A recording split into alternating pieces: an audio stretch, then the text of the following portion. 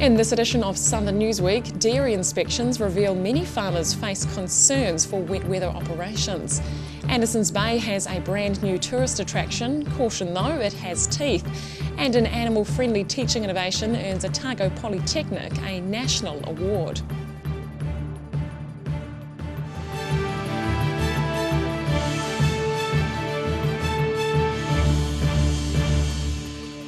Kia ora, I'm Holly Buchanan. Many farmers in Otago were affected by the wet weather recently, with the dairy sector having the additional concern of not being able to irrigate due to saturated soils. Otago Regional Council has already carried out around a quarter of the dairy inspections for this season. There's no need for irrigation following last week's heavy rains throughout the Otago region. One of the areas the Otago Regional Council is responsible for is making sure dairy farmers work in accordance with the clean water regulations. ORC's Director of Environmental Monitoring and Operations, Scott McLean, says the majority of farms meet the high standard of compliance. Although he wasn't available to speak on camera today, McLean says he's pleased to see the number of dairy farmers complying increasing every year. He says that shows good maintenance and management of their effluent systems.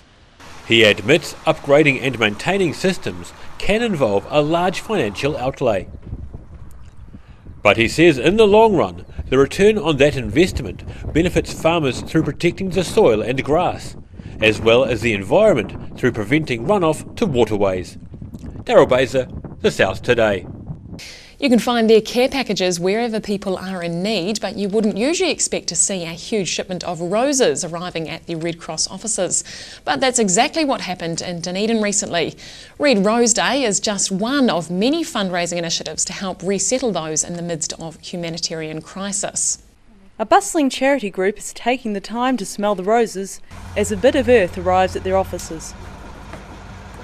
I'm Roselle LeBone, and here at the Red Cross in York Place, they've had over 2,500 red roses delivered for Rose Day.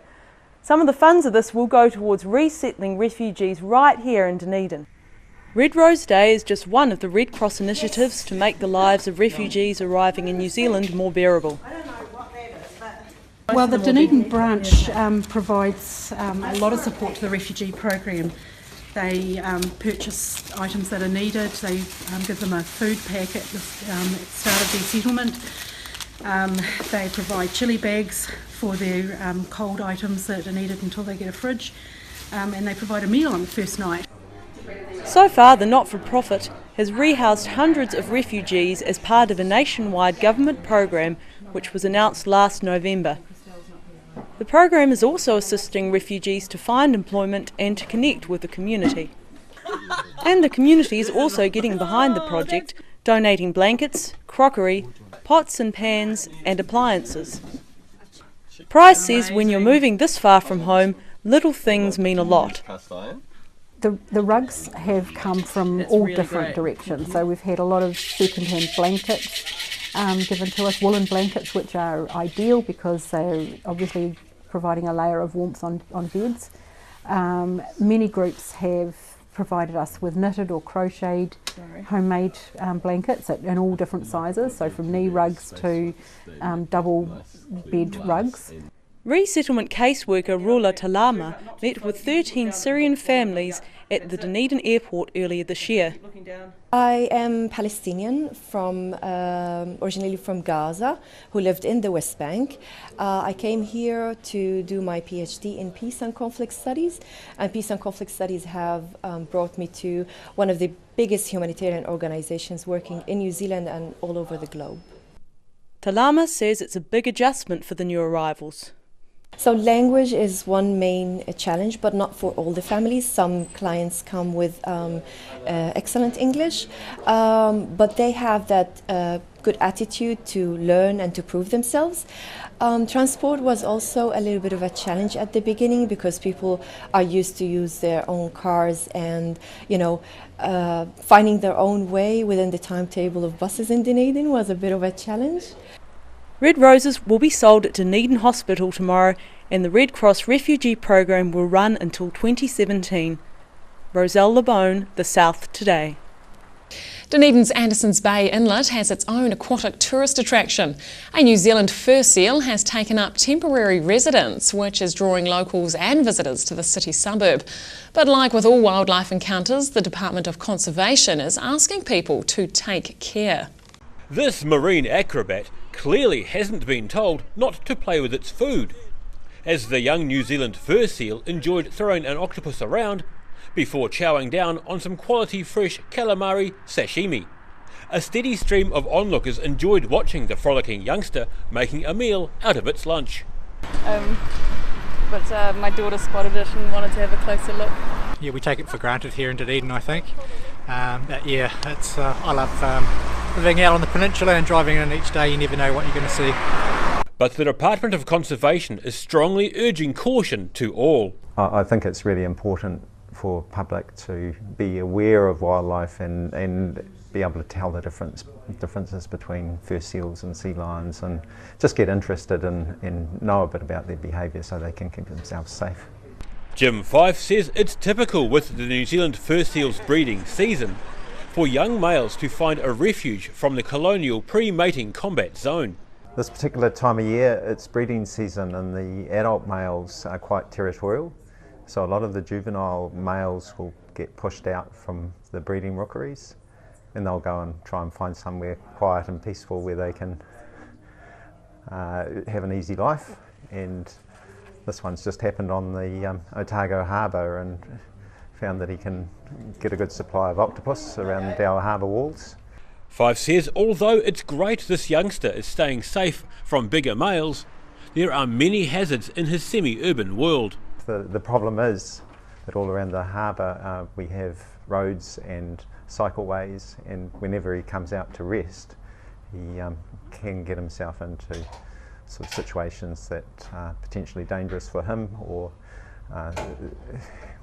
provides quite a lot of interaction with the public. He says fur seals are a wild animal who will defend themselves if they feel threatened. And the Department of Conservation says people should give space to wildlife, causing concern from the Department of Conservation, who say people should not be too close. Daryl Baser, getting the seal of approval, the South Today. Yet another stop has been added to the Invercargill Transport Tourism Circuit. Motorcycle Mecca on Tay Street is the latest attraction opened recently, and just in time for the Burt Munro Challenge. Britons, Triumphs, BMWs, it's a petrolhead's dream. Hi, I'm Ruby Spink in Invercargill, here at the opening of Motorcycle Mecca, where you can see behind me the collection of over 300 bikes. For owners and trustees Jocelyn and Scott O'Donnell, setting up this museum has been a labour of love. With Jocelyn designing the space and Scott curating the stock, the motorcycles were largely gathered from a private collector in Nelson. Had a look through his list of stock, so to speak, but when we went to have a look at it, it was something quite special. So I walked through the front door and had that wow factor. And I thought then, well, this is something that New Zealand needs to have. It's another string to their bow. Jocelyn O'Donnell is a director of the H.W. Richardson Group, which developed Bill Richardson Transport World, also on Tay Street. They want to see Invercargill become a destination for people who are interested in vehicles to come and spend some time in the city. We've got another attraction for people to come and see. It puts Invercargill on the map when it comes to automotive displays and events, and that's important for us. And we're trying real hard to regenerate the whole town. The opening today drew in some VIPs from the racing world, including Greg Murphy and Guy Martin. It was Guy Martin's first time in the South Island, and he says the collection was worth the trip. No, this is nearly as good a collection as you'll ever see. It's as good a collection as you'll ever see in England. And this collection, which is unique to Australasia, is now open to the rest of the public. I'm Ruby Spink for the South Today. South Island pets are avoiding a trip to the vet thanks to Otago Polytechnic. Its School of Veterinary Nursing has just taken out a national award. The school is using animal models instead of live animals for teaching purposes. With new teaching techniques being employed by Otago Polytechnic's veterinary school, soon you may not be able to spot the difference between this dog and a fake one. Students are presenting videos with stand-ins for live animals and are also being taught low-stress handling. The school's ethical approach was recognised by the National Animal Ethics Advisory Committee in Wellington last week, The NAEAC promotes reduction of the number of animals used in research, testing and teaching, and aims to minimise all pain and distress to live animals. Catherine Rice is thrilled the new initiatives have been recognised by the SPCA, which funds the award. So the idea is that in animals in a veterinary clinic, the student gets to do their assessment by video on a procedure that's being done anyway, rather than bringing in an animal and having a procedure done. Rice says the humane treatment of animals is the school's top priority. To make a difference for the animals' experience when they come into veterinary clinic and when they come in here to the school. The students still get to enjoy their downtime play, and the chilled out atmosphere clearly agrees with the on-campus canines. We're the only teaching institution or polytech or university in New Zealand to have low stress handling certification. We've got silver status, and that means that all of our teaching staff did a course, a low stress handling course, which is put out by Dr. Sophia Yin, who's one of the world leaders in animal behaviour. With Christmas just around the corner, it's an important message at a time when pets are often neglected. Around this time of year, when people often abandon their pets, the Otago Polytechnic School of Veterinary Nursing is doing something to make their lives a little brighter. I'm Roselle Labone for The South Today. Coming up on Southern Newsweek, we'll find out why Invercargill's cat population may be about to explode, and an annual charity drive gets underway with help from performers.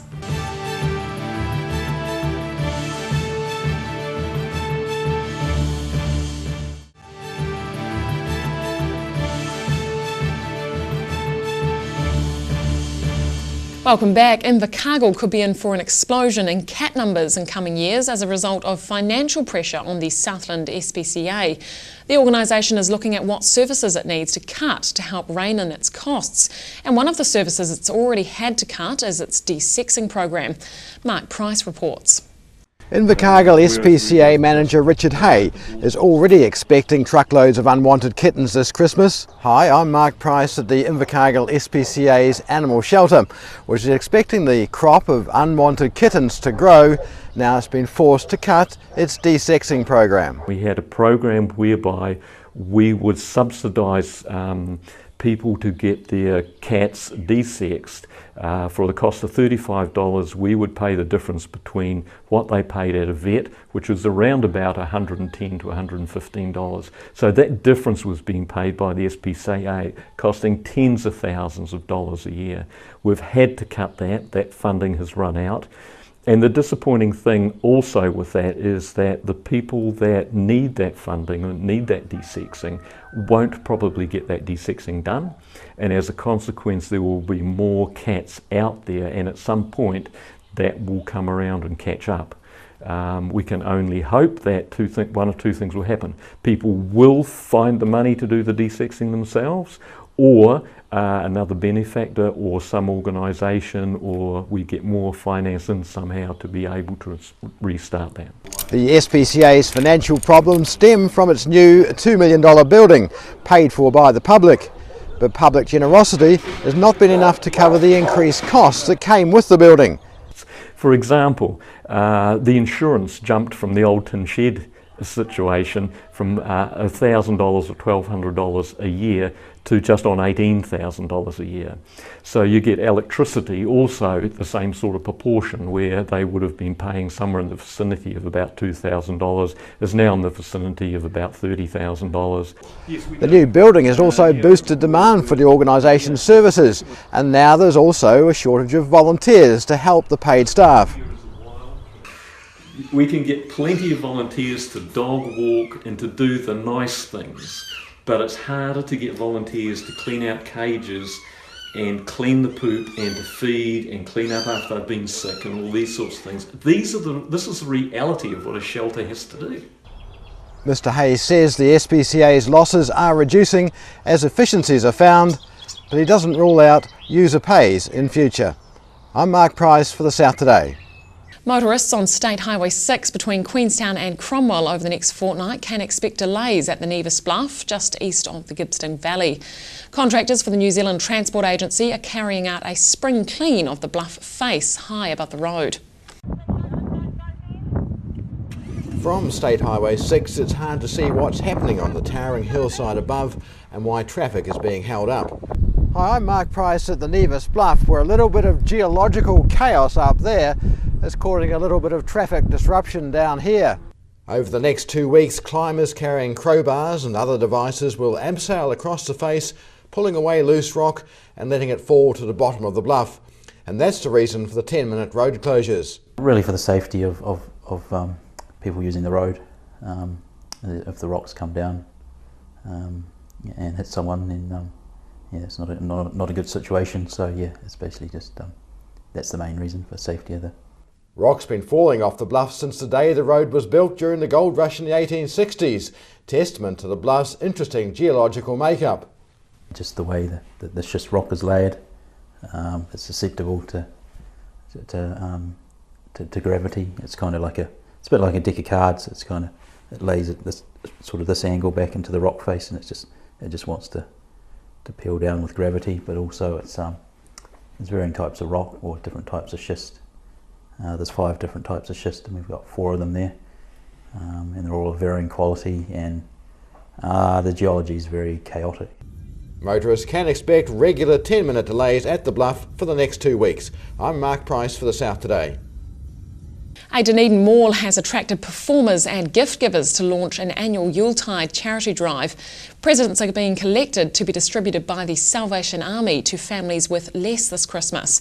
And organisers say the city's generosity grows each year. Kmart Dunedin has launched its annual wishing tree.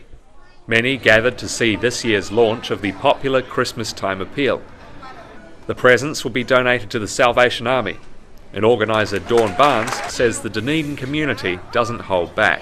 There's some really big gifts that go under there too. Our customer base is just so generous. Can't thank them enough for their ongoing support. And every year it seems to be more families come and say, oh, I have just heard about this through a friend or something, and pop gifts under there. And that's why every year we grow and have more gifts to help more families. So it's just brilliant. Councillor Aaron Hawkins and Paralympic gold medal winner Anna Grimaldi attended the event. They marked the beginning of the yearly tradition by placing the first gifts under the tree. Grimaldi says it's a privilege to take part. Yeah, it was really cool to be part of this event. I know me and my family support it every year. We put some presents under the tree, so it was really cool to come back and help raise awareness for such a good cause. Last year, Kmart Dunedin succeeded in collecting over 3,600 gifts, which were distributed across the South Island. This year, they aim to push that number over 4,000. Barnes has been involved in the appeal for 11 years. She says it allows her to repay good deeds done for her when she was in a time of hardship. It just means that, I get a good feeling for seeing other people getting to have all the goodies and helping. Last year we helped so many families. We had over 3,600 gifts, and it just means that we're helping a lot of families, and it's a good feeling.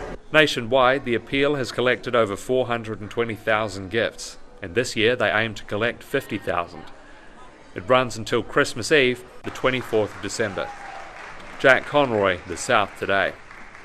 After the break on Southern Newsweek, highlights from the Queenstown Marathon, and a local teacher makes good on an expensive promise he made to his pupils.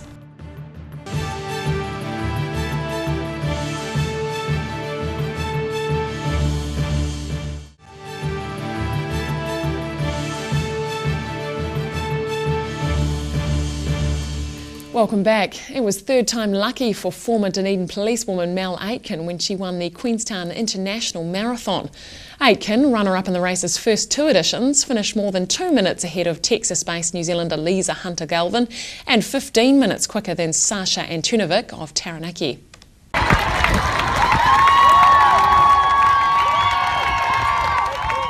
West Coast Area Commander Inspector Mel Aitken crossed the line in first place at the same time as British runners Joe Spraggins collapsed.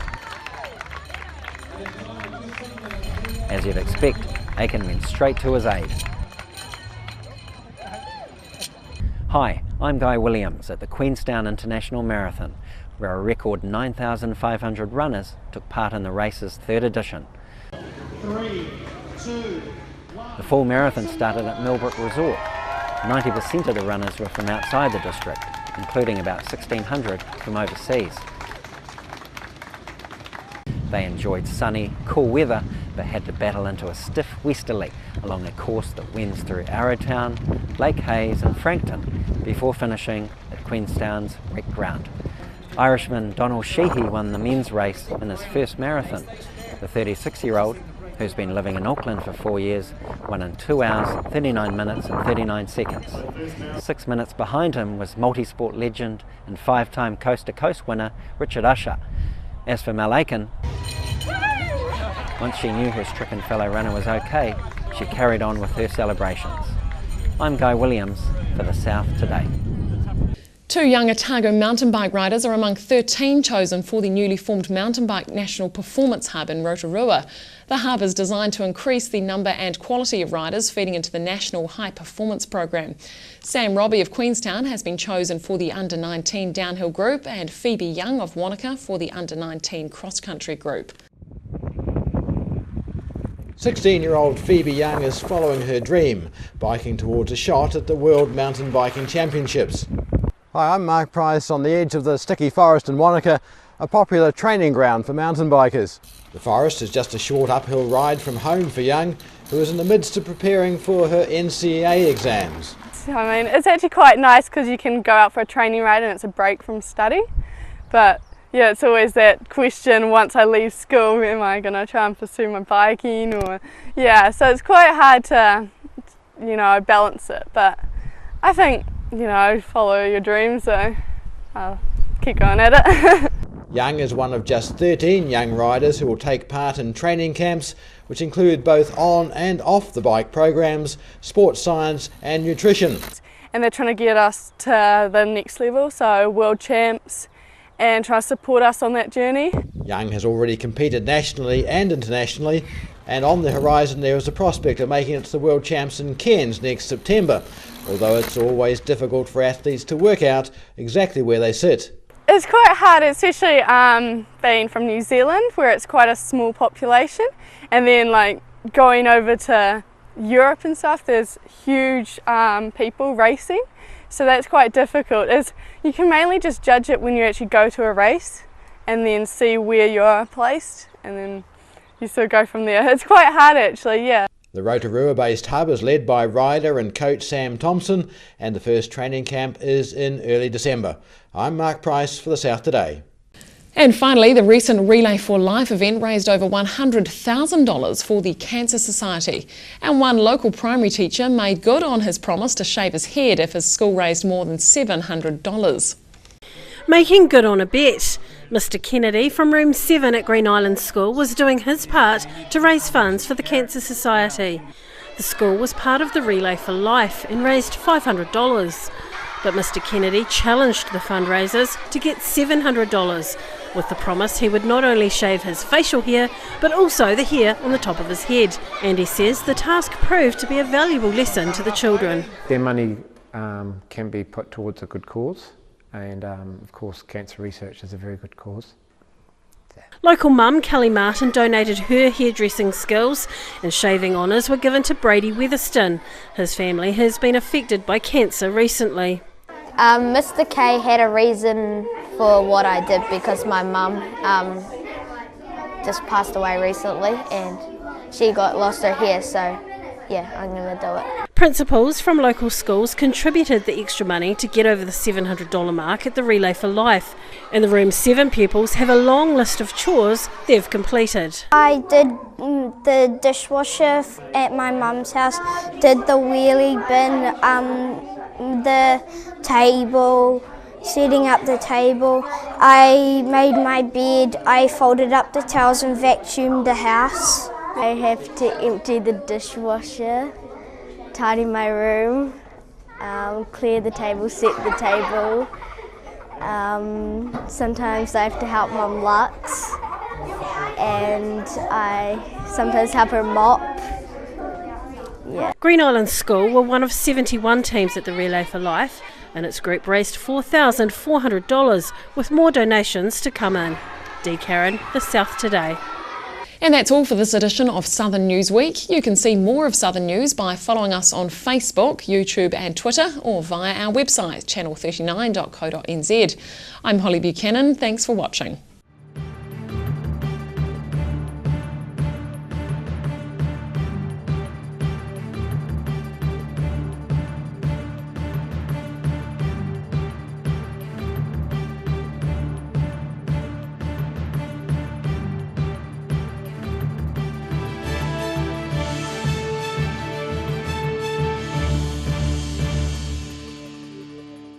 supporting local content so you can see more of New Zealand on air.